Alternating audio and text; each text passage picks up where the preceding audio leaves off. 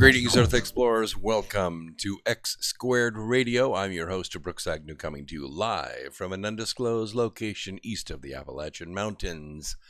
In here, the results are always positive. We might go a little past your imagination, but have no fear. You will be safely traveling with us. Tonight, we have a special program for you. I'm going to give you about a half hour of the news because there's a lot of it. And then Suzanne Ross is going to come on as my co-host again tonight. And we're going to have the amazing Geraldine Orozco on. And we're going to be talking about 5D ascension. We're going to be talking about chakras. We're going to be talking about changing your DNA with your own frequency, intention. And there's a lot of science that goes into this. It's not all woo-woo, believe me. Phone lines will be open. At that point, as always, they are, let me check here really quick, 213-233-3998, 213-233-3998. Want to give a shout out to some friends out there. Probably have, Jeff and Alan listening up there in Pennsylvania, Robin out there somewhere under the moon, Terry and Ginny and Jen, all listening, and so glad that you're out there, because if you weren't there, I wouldn't be here. So, interesting thing that popped up in the news this week. You probably didn't hear about it because it was taken up with all the other political stuff. But did you know that mountains have been discovered? Yep. Bigger than Everest. Bigger than Everest. No, not on another planet. Deep inside the Earth. Scientists used the second largest earthquake on record to do a kind of CAT scan of the Earth. It's the only way that we can send vibrations that powerful into the planet and across the globe so that we can sort of see the vibrations on the inside of the planet. 410 miles under our planet's surface. 410 miles under the planet's surface. Scientists were able to catch a glimpse of the hulking structures in these seismic wave data captured during the 1994 Bolivia earthquake. Now, they had to go back and look at the raw data and treat the raw data because in 94 we didn't have the technology to do this. But this was published just a couple of days ago in Science. Earth's mantle is a dense band of silicate rock that extends from the crust to the core. Well, from the crust to the inner crust. It's as far as they can see. So it accounts for about 80% of the Earth's volume. About 20% of the Earth's volume is its solid core, which we have a pretty good idea how large that is. And we know the frequency that it's putting off. We know that it's pretty much solid iron, pretty much in the crystalline state, and that it is interlocked with xenon gas. We know that. It's spectrographically measured. So scientists could tell that rock becomes significantly rougher and denser at this spot. But it's difficult to get a read of the topography. That is to say, what does it exactly look like? What mountainous form does it have? Detailed information about the boundary could help resolve many mysteries about the mantle, such as how much the upper and lower layers mix together. So scientists want to examine it more closely. Yes, we do. One of the only ways to peer inside the Earth is with these seismic waves, which are ripples of energy. As you know, when an earthquake happens, it kind of snaps or thumps the Earth really hard, and those vibrations go through it, just like you're getting a CAT scan at the doctor's office, where they send those deep vibrations through your knee or through your shoulder, and then layer by layer they look at those vibrations as they reflect back off of the different tissue that you have in there. They can tell what's bone and what's muscle and what's tendon and what is water, cavity, and open air and things like that. So the weakness to this technology is it has to be ready to go all the time, and because you don't really know when these large earthquakes are going to occur. And it takes these big earthquakes, these 6, 7s, 8s, and 9s, to get enough energy deep enough into the earth that'll travel all that way. Because if it's a smaller earthquake, there are some 2,400 earthquakes every single day in Northern California, over 1 or greater on the Richter scale, but they're so tiny, you don't get enough vibration to travel very far. You really have to hit it pretty hard to get that vibration to go through the earth. There's really no kind of explosion that we could do in the ground or under a mountain. We could blow off a nuclear bomb, and it would only be a 4 or 5 on the Richter scale, not enough to actually penetrate the entire planet. So we got to have these big earthquakes, and we don't know when they're going to happen, so you kind of have to be ready, or you have to go back and gather old data and treat it with computer programs, computer modeling programs, and look at the timing of when these vibrations arrived from the origin where the earthquake was to the destination, which is where all the listening stations are around the planet. Now, while these statistical models, could really not pinpoint the exact heights of the mountains, there is stronger topography than the Rocky Mountains or the Appalachians. It's pretty large, more like the Himalayas. Dr. Irving says, I can't give you an estimated number, but the mountains on the 660-kilometer boundary could be bigger than Mount Everest. That's 8,444 meters. That's way, way up there. The ruggedness of the range can be partly caused by an accumulation of old chunks of seafloor that get sucked into the mantle and then drift down to this boundary, this inner crust. There might be ancient relics of Earth's earliest days piled up, like cordwood down there, because they get, flooded by the sea. Then the sea gets pushed under, and then, solid stone relics or other kinds of relics, structures, cities, edifices get pushed down there. It would be kind of interesting to see what's down there. Yes. There are some people that would say, that they were built in the inner earth and they've always been there. But I think once we get an idea what the temperatures and conditions are like down there, we'll be able to decide whether intelligent life is walking around down there on the seashore on the inside of the planet. The other thing that's really big in the news, and it has been for a while, in fact, if you go back to the year 2015, when Donald Trump first started coming down the elevator, there were, 17 Republican candidates, and they were all saying something. They all had platforms that they had worked on, that they tested in the wind, except for Donald Trump. He didn't test his platform. He built his platform over 30 years, maybe 35 years. In fact, he appeared decade after decade on major talk shows throughout his life, and he laid out his platform so clearly no one could have mistaken it. But he said one word during his first week of his declared candidacy that made everybody look up for a moment. It made me look up. It made me think, wow, this really has me excited. I'm getting excited about this 2016 election. And you know what that word was, right? The word was wall. The word was wall. A lot of people had given up. A lot of people thought Hillary was going to be in. A lot of people thought, that's it. It's done. The queen is going to be coronated, and that's the end of that. But then we heard the word wall, and it made all the difference. Now that President Trump has officially declared his plans to declare this national emergency, and the emergency was declared on Friday,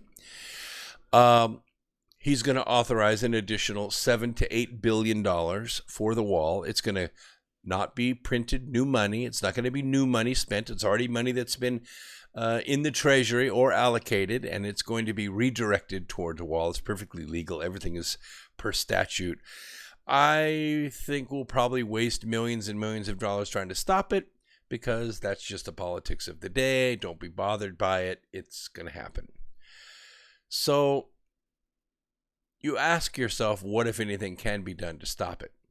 And the answer is really not a whole lot. I mean, you can send people in the street, like Mad Max wants everyone to go into the streets. And, I tweeted back to her. Of course, she doesn't read my tweets, but I tweeted back to her anyway. Bring it on. We're in the streets waiting for you. But in a sense, we don't really want that. We don't want the conflict. What we really want is that line out of that song. What is it? What would happen if they gave a war and nobody came? This is the perfect time to exercise that. What we really want is the Democrats want a war. They want to take it to the streets. They want to burn cars, break windows, break heads if they can. They want to put people in the hospital. This is their way. This is what they do. Their tactics have always been this since the early 19th century. They were that way since 1848 when they first came to power. And then in the early 20th century, they did the same thing with the Ku Klux Klan, and it just carried on and on. This is their way. But I'm urging you to listen to this station because we're trying to put out a call of action to love, not fight. Love, not fear. And I don't mean tolerance. I don't mean put up with it for 1 minute.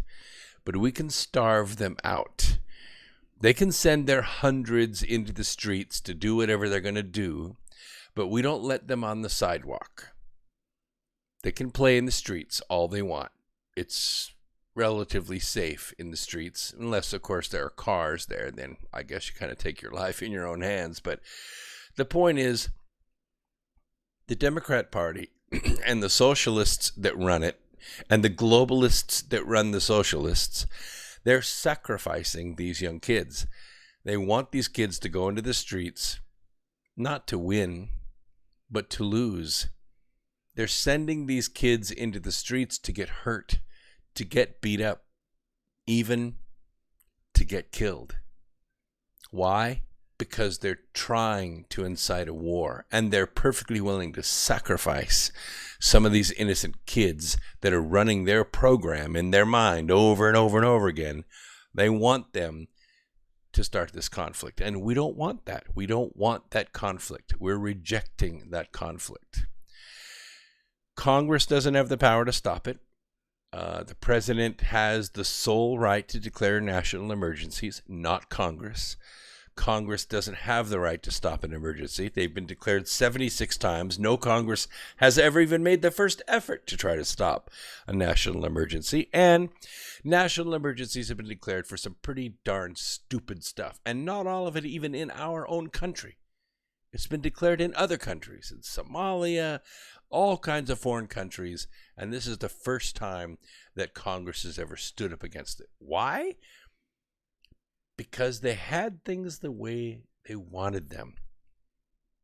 And it didn't go their way. And they're not happy. And they want it back. They feel all the progress that they made over the 20 years from Bill Clinton to Barack Obama and almost Hillary Clinton. They feel that they're losing the empire that they were building for themselves. And they are. They are.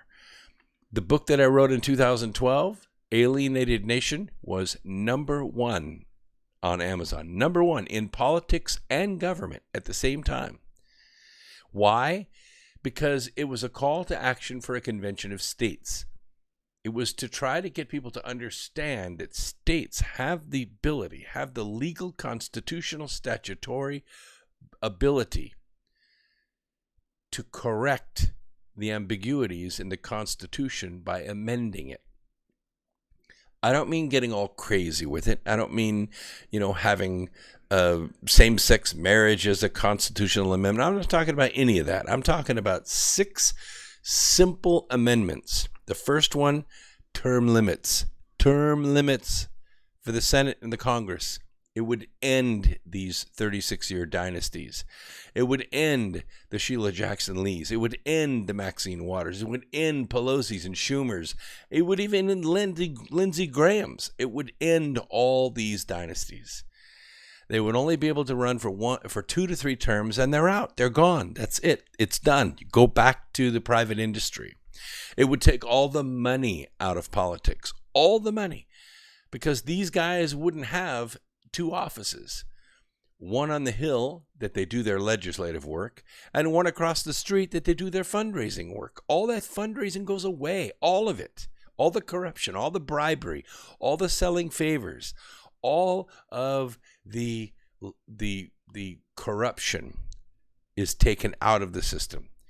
Of course, the second one is a more complicated one. It goes after the Commerce Clause. It takes a lot of ambiguities out of that.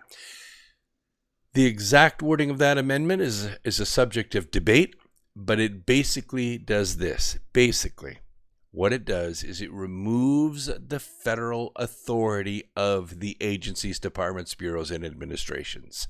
No longer can an agency write law, collect taxes, assess fees, and put people in jail without the people having a representation in that government. That goes away. Yeah, I know. That's the pure definition of tyranny. That is the definition of tyranny. So I know exactly what you mean. So under the National Emergencies Act, the House and the Senate can take up what is called a joint resolution of termination to end the emergency status if they believe the president is acting irresponsibly or the threat has already dissipated, which it certainly has not. They're on their way, in case you didn't know. And it's kind of nice because I noticed that Friday, Rush Limbaugh made the statement that we're not talking about migration or immigration, we're talking about an invasion. I was kind of vindicated because, I've been saying this for 4 years. I've been saying this since actually Reagan, his presidency was done. We had a deal, amnesty and a wall. We got the amnesty, we never got the wall, because that's the way the Democrats work. You give them what they want, and they never give you what you want. This is the way it's done. So what we were seeing during the Obama administration, and also we're seeing during the Trump administration, is not immigration. It's not migration. It's an invasion. Immigration happens legally. Immigration happens inside the system. You apply, you're evaluated, your merits are weighed. By the way, the lottery system is not immigration. Anchor babies, not an immigration. Chain migration, not immigration. All of that is a system of invasion. Why? Why would you allow any of that? Why would you want people in this country that never intend to speak our language, never intend to become Americans, never intend to assimilate into our society? Why would you want anyone like that? Simple. Because they vote. Because they vote. Because they can be controlled. Look what Obama did, bringing in 70,000 Somalis. Did he spread them over 50 states? No, he did not. He moved 70,000 of them into Minnesota, into one voting district. And as fast as he could, he gave them the right to vote. And what did they do? They elected a Somali into Congress, an anti-Semitic bomber who's in Congress right now wanting to end Israel and end what they call the occupation. Yeah, exactly right. And the same thing happened in Detroit. Palestinians were moved into Detroit, into the Detroit area, Dearborn area. And what happened? Another candidate runs unopposed, a Palestinian, an activist, a woman that's much more at home in the UN than she is Congress, a human F-bomber. Yes, Rashida Tlaib. Absolutely. Both these women should be immediately expelled, but it's not going to happen. You know why? Because it takes a 2/3 vote of Congress to get them out, and over half of Congress is corrupt, compromised. It's not going to happen. Those women are there for 21 more months, no matter what you do. But I'm asking you, Minnesota, I'm asking you, Michigan, come on. I've been to Detroit 100 times. I've been building cars my whole life. I know the auto industry. You know, Detroit used to be the most advanced, wealthiest city in the entire world. Go there now. It will break your heart. It will break your heart what's happened to Detroit. But I'm asking you. I'm asking the Americans in Michigan and the Americans in Minnesota, please run a candidate in 2020 and get rid of these women. Replace them with women if you want. It's fine. That's not what I'm saying. I'm saying replace these two individuals, Omar and Tlaib. And it would be nice if AOC would disappear as well, but I don't think that's going to happen either. You realize she was elected with only 4% of the vote? That's what happens when you run unopposed. 4% of the vote. 96% of Democrats did not vote for her. Only 4%. It's pretty ridiculous, isn't it? So what's going to happen is Congress and maybe the Senate will get together and maybe they'll pass this resolution of termination. But guess what? The president can veto it, and they don't have a veto-proof majority. So then they'll go to the courts. Of course, they're going to go to the Ninth Circuit. But that's going to come to an end pretty soon. It's not too far away because federal judges do serve for life, but life is only so long.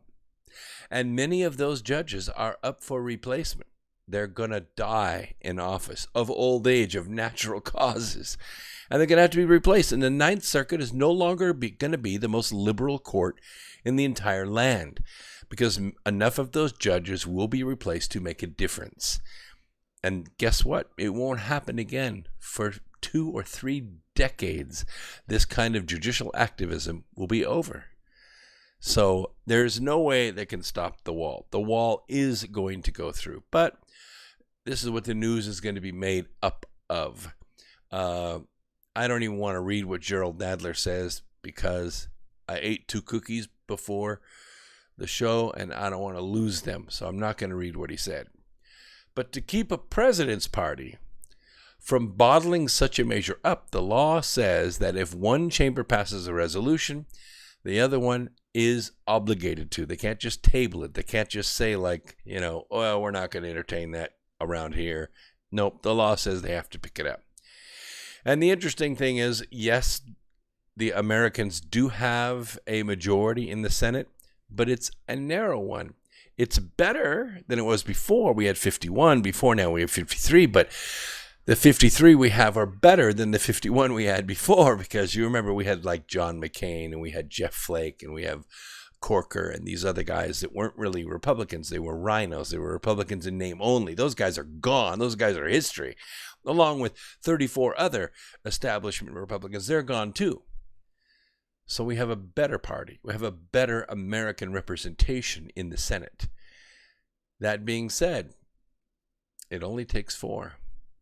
It only takes 4 or 5, and we have already seen in the paper the images of 9, including, and I'm hanging my hat low right now, Tillis, my own senator, the one I helped get elected, the one that campaigned at my plant, 400 people at my plant, and we endorsed him. And now I have an apology to make. I am so sorry. I'm so sorry. I thought he was going to be a good guy. Tillis, if you're listening, you're fired. You are fired. When your time is up, you're gone. That's the way it is, man. Because you betrayed us. All of us believed in you, and you betrayed us. So you're gone. That's the way it is. The Supreme Court struck down what it calls legislative vetoes.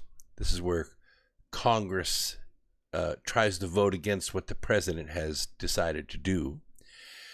In 1983, it was a ruling that for a congressional act to take legal effect, it must be presented to the president for signature or veto, not the other way around.